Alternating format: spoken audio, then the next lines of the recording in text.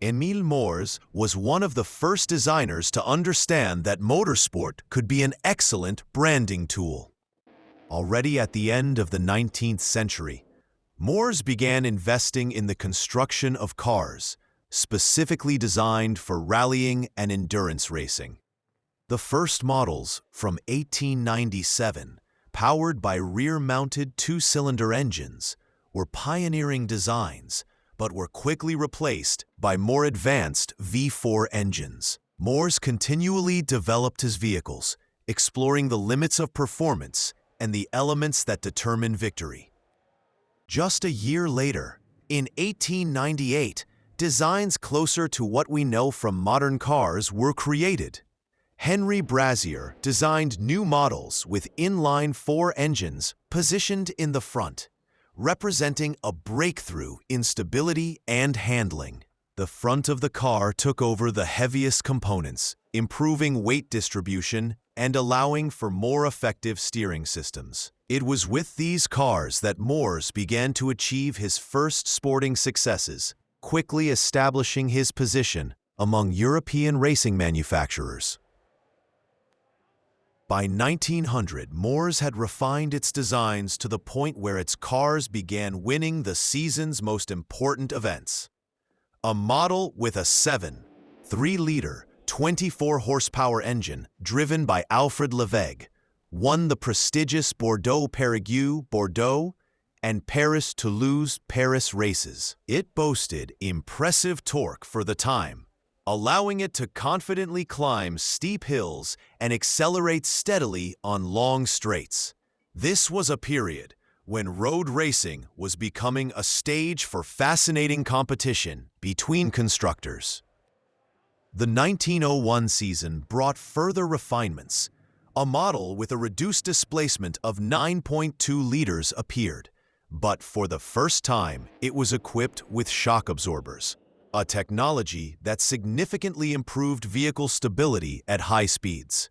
Unfortunately, despite technological advances, the year was not particularly successful. At the famous Circuit des Ardennes, Mors only finished second and third, losing to better-prepared rivals. Nevertheless, development of Mors cars continued apace, and the brand increasingly boldly prepared to create a design that would change history. The year 1903 marked a turning point. Based on the 1902 model, the Mors 70HP, known as the Dauphin, was created. This name referred not only to the symbol of French heritage, but also to the smoothness and lightness of movement that the machine was intended to possess. The car was equipped with a massive 70-horsepower engine, bored to 11, 6 liters, which, in an era of cars weighing around a ton, provided an excellent power-to-weight ratio. Its curb weight of just 995 kilograms demonstrated an uncompromising approach to design. Particularly noteworthy was the aerodynamic bodywork, which clearly stood out from the boxy designs of the competition. The body design was intended to ensure minimal air resistance and high-speed stability, which later proved to be one of the keys to the model's spectacular success. The Mors 70 horsepower also received reinforced frames, more resistant to stress, and an extensive engine cooling system, which had to cope with the extreme loads of long-distance racing. In the famous Paris-Madrid race of 1903, the Mors 70 HP gained fame thanks to Fernando Gabriel's phenomenal driving. Starting from 168th position, he faced not only hundreds of rivals, but also clouds of dust, rocks, bumps, and the debris of accidents. Conditions were catastrophic, and safety was practically non-existent. The race ended in Bordeaux due to a tragic outcome, but the times were recorded.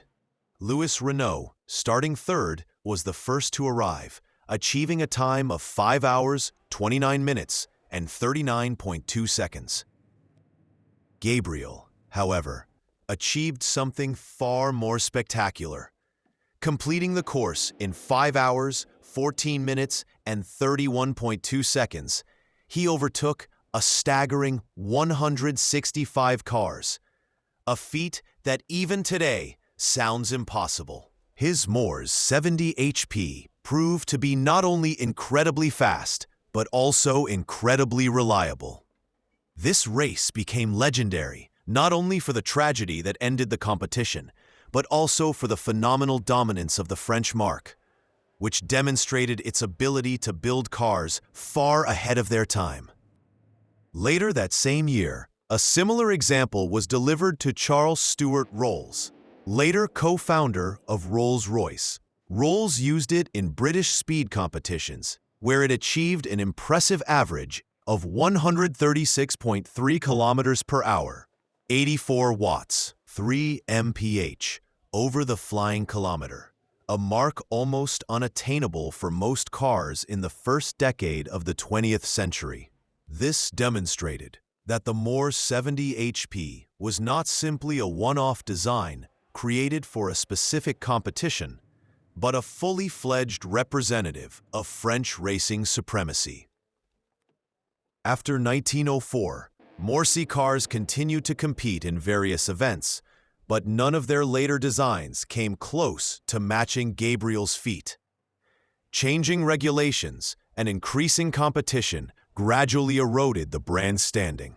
Despite this, the 70 HP Dauphin remained a symbol of the daring engineering and courage of the racing pioneers.